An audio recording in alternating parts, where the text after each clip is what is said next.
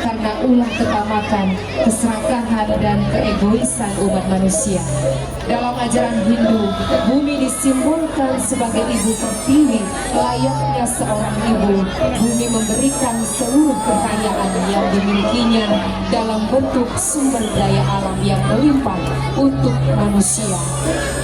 Pada zaman dahulu manusia sangat menghormati roh alam dan kekuatannya sebagai bagian penting dalam menjaga keseimbangan hidup. Namun seiring berjalannya waktu, manusia tanpa henti menghancurkan bumi yang seharusnya ia jadikan sebagai tempat berlindung.